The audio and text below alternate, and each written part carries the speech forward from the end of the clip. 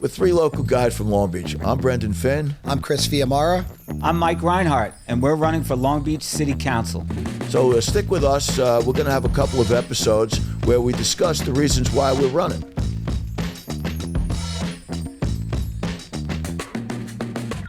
We're standing here on Riverside Beach on a beautiful June morning. I'm Brendan Finn. I'm Chris Fiamara. I'm Mike Reinhardt. We're three Long Beach locals. We're running for City Council. The reason why we're on Riverside Beach is because a bill was passed the other day in the New York State Senate that could adversely affect not only this beach, but all the residents of Long Beach and Island Park for that matter. The bill was passed in the State Senate. It was a bill that State Senator Patricia Canzoneri Fitzpatrick, our state senator, decided it wasn't ready to go. It wasn't the bill. And the bill was hijacked by a senator from Brooklyn, State Senator Kevin Parker. That was late on Saturday night as well, right? Yeah, right, very late. So I think, look, Ecuador has been a very hot issue right now. It's a hot button. It's something we constantly get asked about. Running for council, which, where we are right now, people running for council, we're not elected officials. But I think the bigger issue here is, I don't think people in Long Beach understand what's going on. Whether you're for windmills or you're against windmills, there's a bigger problem. We have, a state senator who represents us. We have assemblymen who represent us. We are not represented by Kevin Parker, of Brooklyn. We don't make decisions for Brooklyn. We don't tell him what happens with Coney Island beaches. He should not be making decisions for Long Beach residents. It's a big issue for me. I'm very upset for the fact that, again, whether you're against or for, how dare you make decisions for my children, my nieces, my nephews, my grandchildren, and everybody else who lives here, the residents. And I think every resident should be upset about that. And talking with with Chris and Brendan, this is the reason that we got involved to begin with. We're local residents, and we're tired of having politics decide what goes on in our hometown. People that are not from Long Beach making decisions. Taking away the power of the people of Long Beach. It's the people of Long Beach who should have the decision making of what goes on here. It's not a guy from Brooklyn. Right. Yes. I mean, so the way it happened was Canzoneri Fitzpatrick didn't want the bill to go through, so she held it back. The Democrats decided they were going to push the bill through, and Kevin Parker pushed it. So now our city council, and some of them have voiced opposition to Equinor and others have not. Our Councilman Bendo wrote a letter to Ari Brown, and he's our assemblyman. The bill is now stalled in the assembly. The problem is Ari Brown's on our side, there's no doubt about that. But he doesn't have the power because Republicans don't have the power. The letter needs to be written to Carl Heastie. He's the Speaker of the Assembly. And that's the essence of this situation. We have lost control of our beach, of our town, to outsiders. That was the headline of the Newsday article on Monday.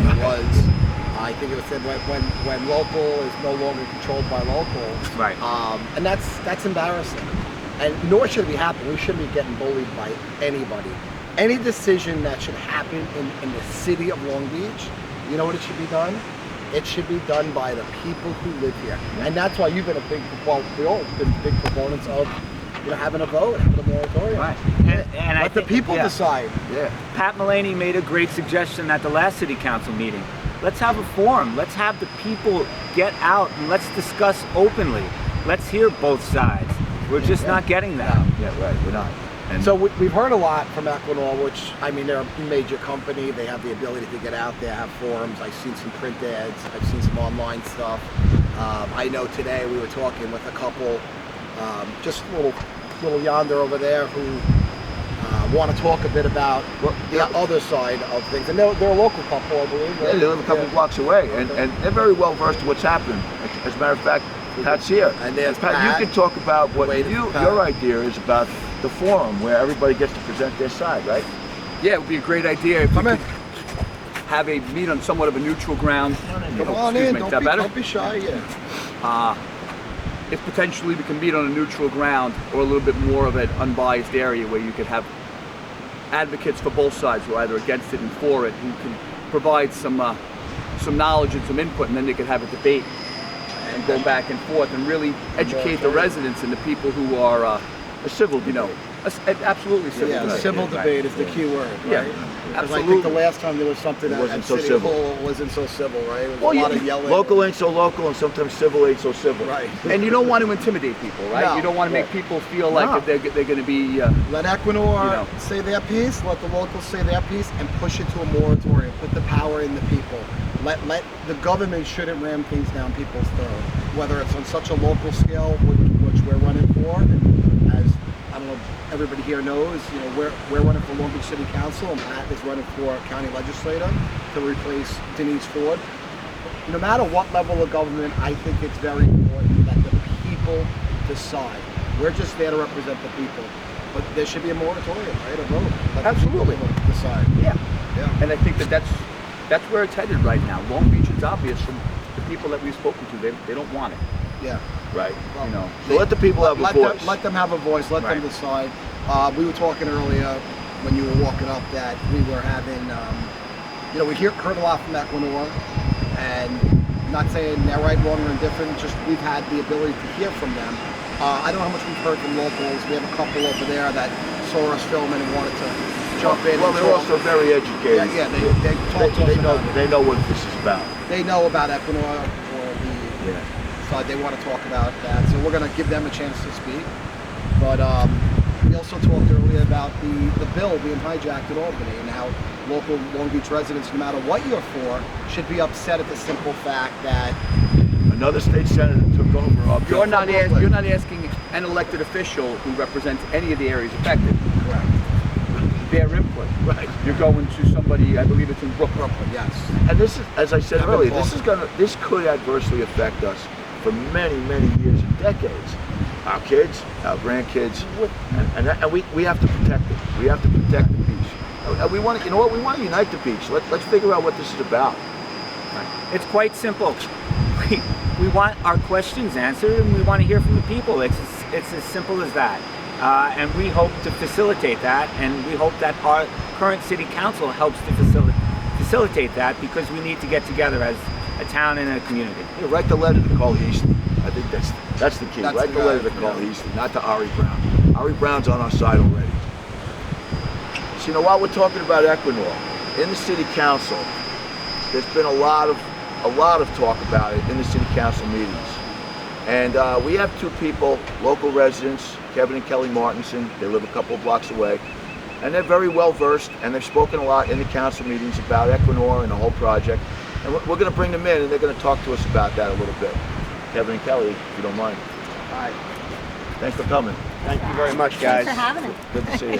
Thanks. We're happy to be here, and we just want to first say that we are environmentalists. We believe in green energy, but there's a lot to this project that a lot of people don't realize in Long Beach. And one of the big things that they don't realize is that Long Beach is going to be being used to bring a cable through this town that is going to cause a tremendous amount of disruption. And that disruption is not just going to be construction, but it's also going to be in EMF that is going to be added to our town, and the dangers of EMF that is coming through our town. So the EMF that's coming through right now is going to be dramatically increased. And to really understand EMF, you have to understand how EMF is actually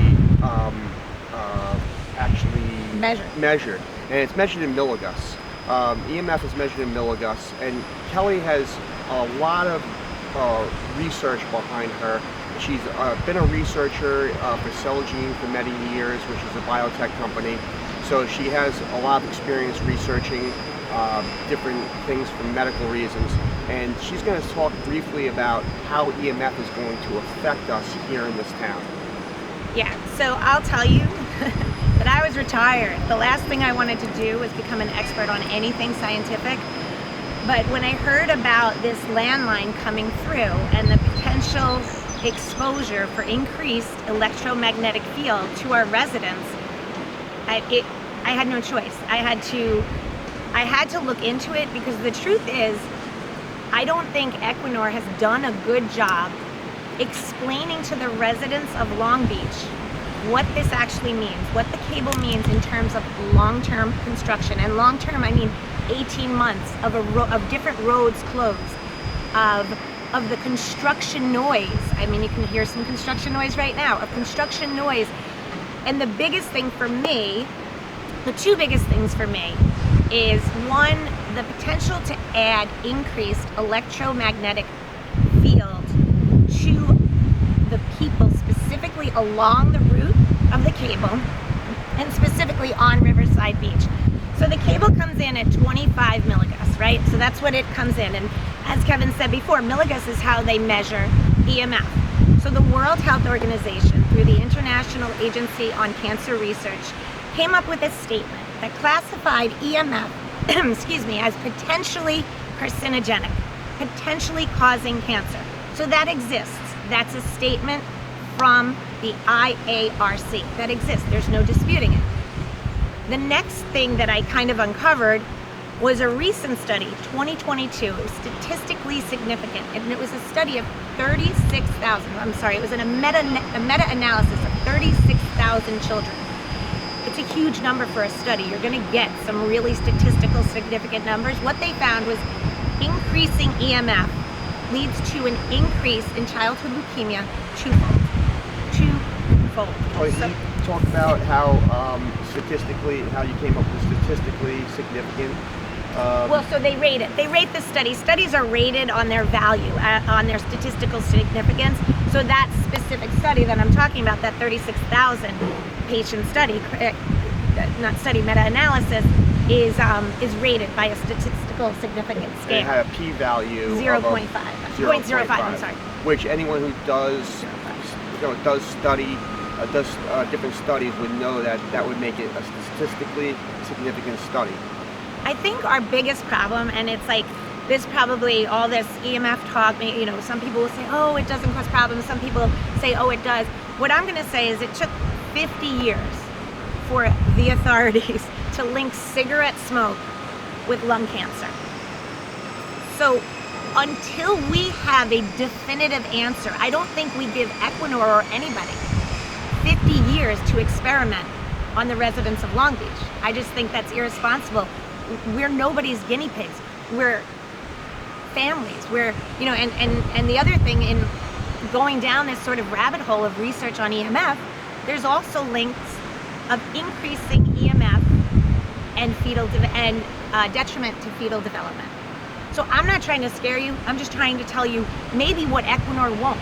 So I don't think they're going to come out and say, you know, Kashi et al., I think that's his name, cited that just even the littlest increase in EMF could have detrimental effects on fetuses and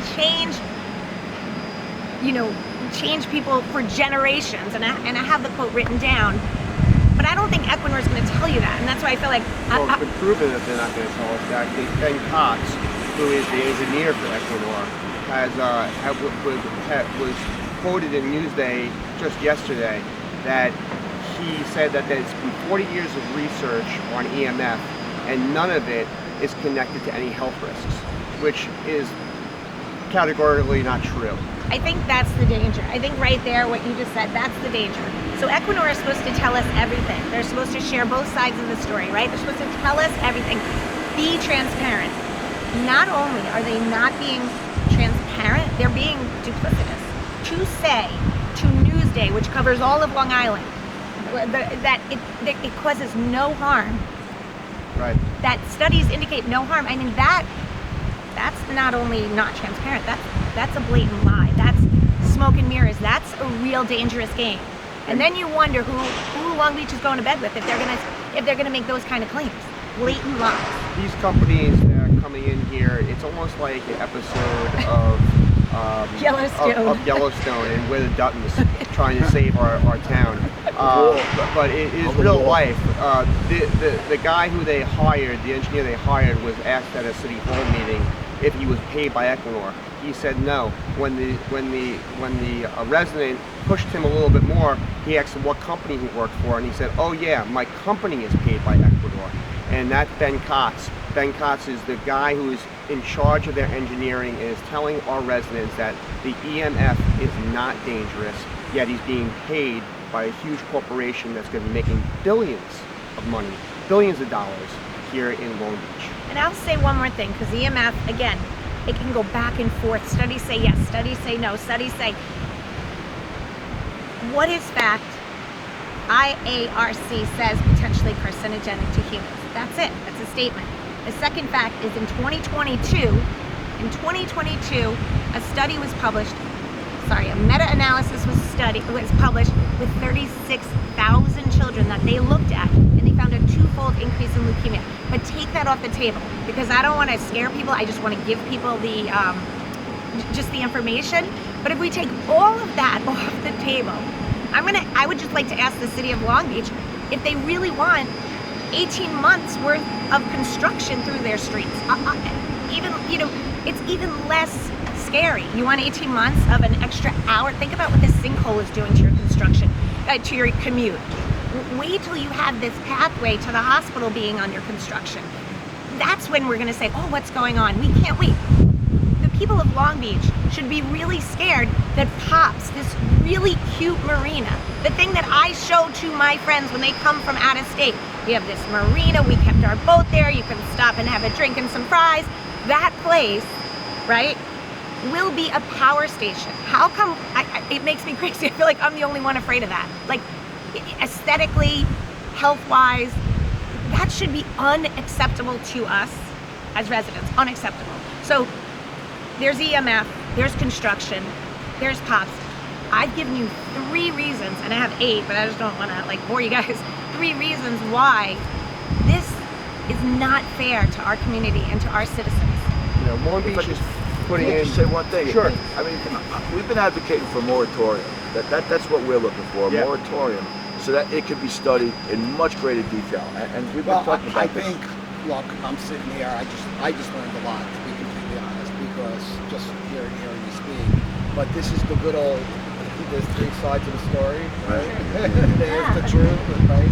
I know that one. Basically, what I'm saying here is there's a lot more questions that have to be answered.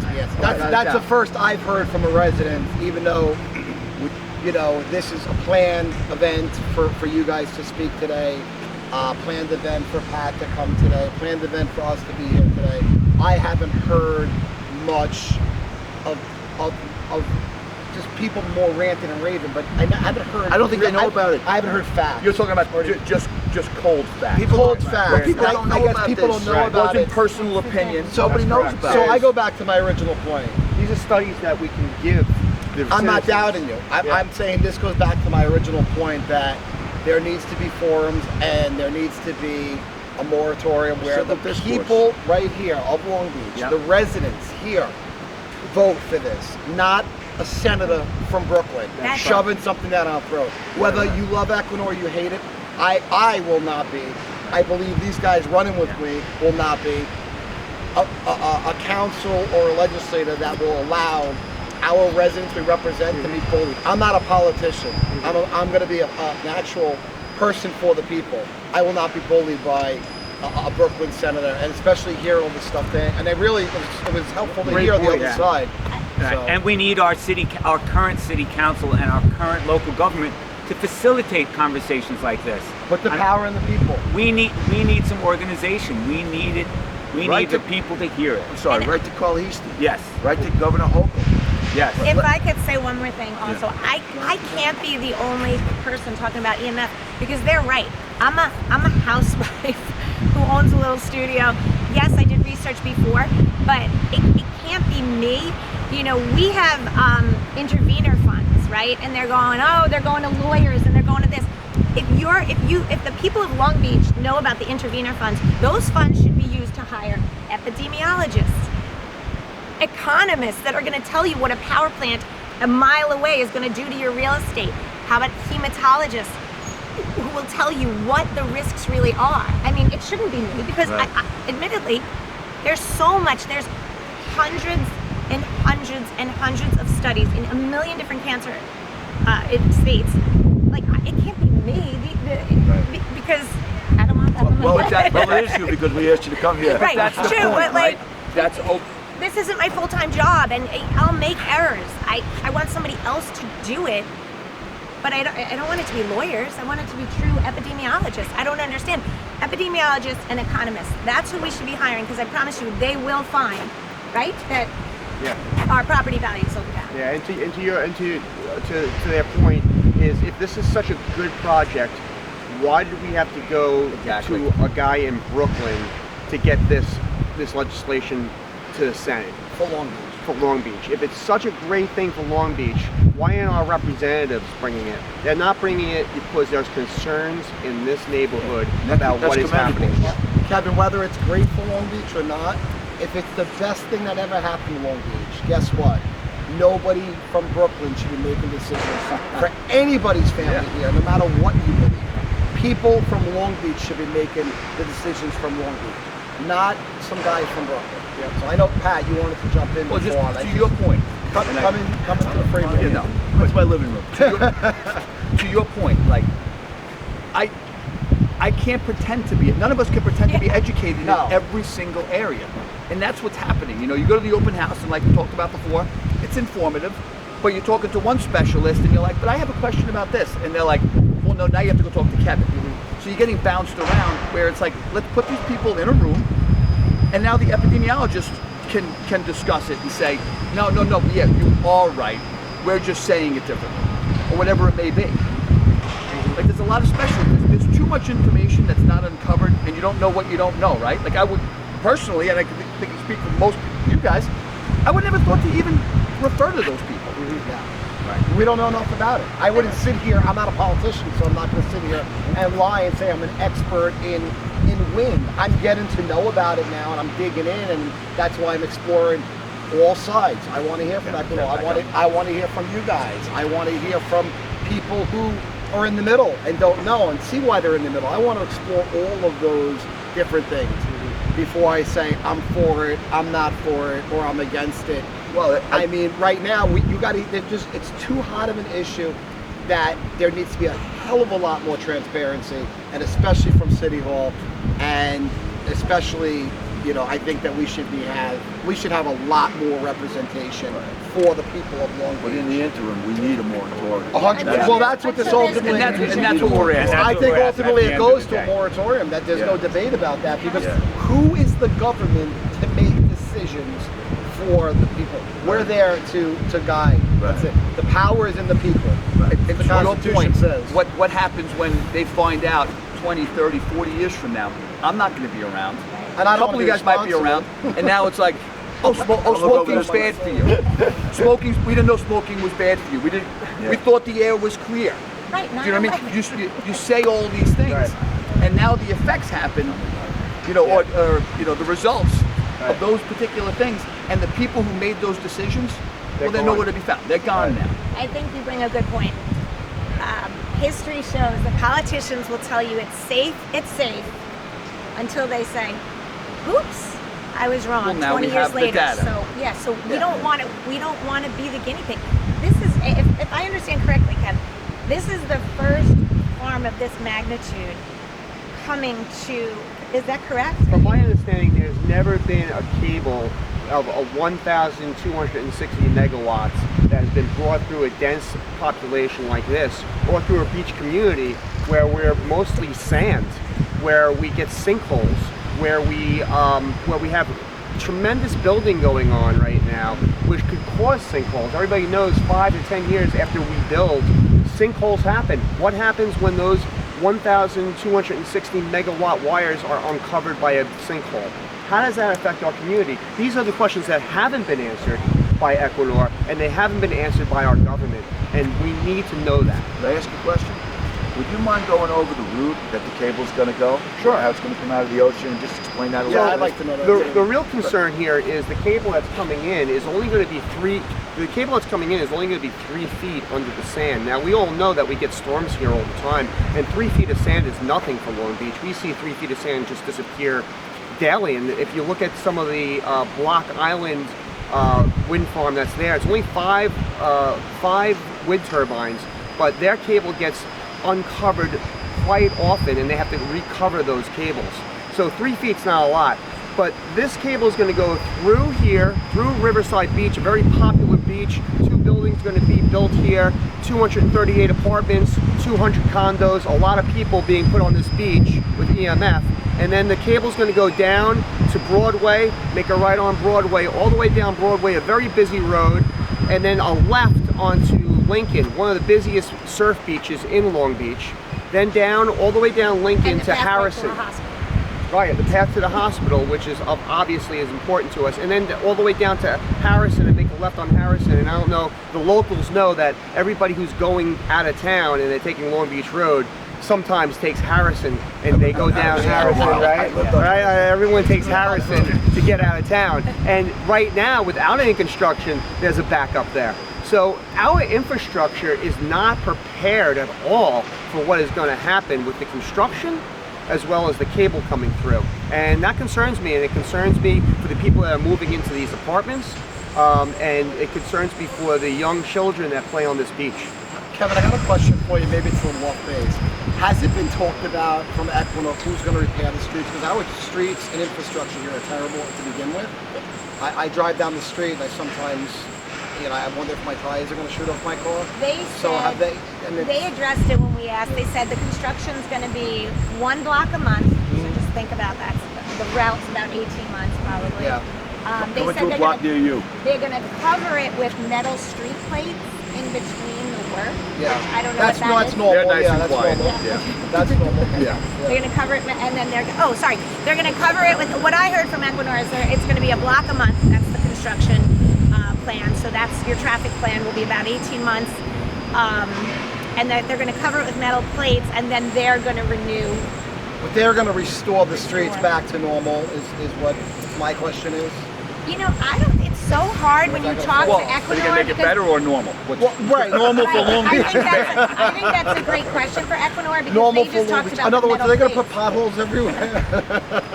No, I think. We're going to put the potholes back. What's another thing to remember is everybody knows that our sewer system here is ancient, right? And the sewer system leaks. What happens when you have a sewer system that leaks? It happens that when you have leakage under the street, that is where sinkholes happen. And unless they're going to repair the whole sewer system, and we're going to have, after this construction, we're going to have real problems with sinkholes here. And that's, you see it right over here in Lido. It is a sinkhole the size of a truck. And luckily no one was driving over it, and luckily there was no wires under it, more importantly. Also, I wanted to point out, there is uninhabited, sort of protected marshland that goes around. So I did ask a few people, why aren't you, there's a marshland area that doesn't have, protected species. It doesn't have anything. It's considered a dead marsh. So when I asked, why aren't you going around, nobody could answer that question. Why aren't they going around this available lane? It's available. Yeah, it's Kelly, not protected. that's a great point, because all the residents I talk to, that's a basic question that they have. Why are they going under the streets? Right, it's not protected. There's an inlet, no protection. there's marshland. Kevin said that can't be arbitrary. Why are you coming up, making a right, going down 7 blocks, going back Right. up to come back around? Well, Why aren't they by going design. I Sorry, want to Chris. point out something that slipped my mind earlier when we were talking about the bill put in Saturday night, at the bottom of the ninth, where everybody was sleeping, by a Brooklyn senator. Not all of us, Which but- obviously I'm upset about. But what's funny about that bill, not really funny, but is that basically what's going on here is there was certain parts of our beach and areas that were considered parkland, that this bill that was hijacked took that away from the city of Long Beach, that it's no longer parkland. It's not done yet, though. That's a good point. Not done yet, Right. but this is what they tried to do. So again, my point is, whether you're for Equinor, you're against Equinor, regardless of that, and we're hearing both sides say, we hear, people against Equinor, some valid points. But if you're even for Equinor, I don't think anybody, any resident of the city of Long Beach should be for people designating what our parkland is, designating our routes, designating anything for us. You don't live here. I don't go to Brooklyn and Coney Island and decide what goes on in your beach. Don't come here and do it to my beach. And I'll tell that to your face. What Mr. Parker, if ever meets you. And to your point, it should be a citizen vote. It should be the residents' vote. I guarantee. We live here, we pay the taxes. We pay the taxes. It shouldn't be up to anybody else but the residents. And I think if they had the knowledge, at the very worst, they would say there's not enough information for me to say, yes, go do it. Just the first sentence of the bill. It says, authorize the city of Long Beach to alienate and discontinue the use of certain parklands to EW Offshore Wind Transport Corporation for the purpose of constructing, maintaining, and operating a subterranean conduit and electrical distribution cable system. That sounds really great. I'm sorry, right? Just the litigious nature of that sentence. Yeah, right. Together with subterranean transition, anything that's subterranean makes me scared too. Joint bays and link boxes and appurtenances thereto under City of Long Beach Parkland. Right? You said Parkland. Well, yeah, again, the decision's being made by other people. And I think, look, for the sake of time, we should probably wrap this up because we want people to watch it and we don't want them to have to get a bag of popcorn to do so. Can I make one If point? anybody has some last minute points, throw them in. Just a quick point, and I'll go first. To Kevin's point, You'll go last. living by the beach, you know, whether it's Hurricane Sandy or even just salt air in the beach, the erosion that takes place on the beach, underground, and the salt water that just travels underground, you know, they're saying it down 3 feet. Anybody here, you just dig down a little bit, you're going to get salt water. What are the effects? How's this thing going to be able to maintain itself? How are these transmission cables going to stay, you know? It's a really good question because I think this comes down to what the real problem is here is the citizens don't know enough and we don't have enough information to have a decision to say, okay, we're okay with the cable or we're okay with the wind turbines. There hasn't been enough information given to the citizens of Long Beach because I've walked these boards here and I've asked people, a lot of people don't know that we're even getting wind turbines or that we're getting a cable through town. Well, they know that they're about the wind turbines, but they don't know about the cable. So, you know, there's not enough information being brought to the citizens of Long Beach. And that's why we invited you today.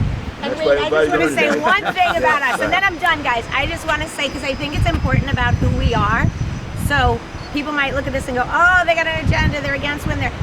We have solar panels on our house. We've had them since 2007. So if anybody's about green energy, it's us, probably before a lot of other people. This has nothing to do at all with green energy.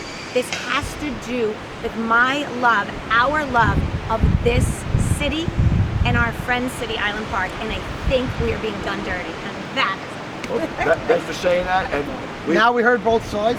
we've seen the Ecuador stuff that's published in the little forums. We've heard from the local residents who obviously you guys know a lot. So thank you. Thank you. Thank you, Kelly. Thank you, Kevin. Appreciate it. Brendan, you usually lead us out. Yeah, so hey, listen, here's what we're trying to do. We're trying to unite the beach. We want everybody to know about this. Whether you're for or against it, we want you to have know a voice. Yep. Yeah, you want a voice, and we need a moratorium until we can figure it out. Thanks a lot. Unite the Moratorium. Unite the beach.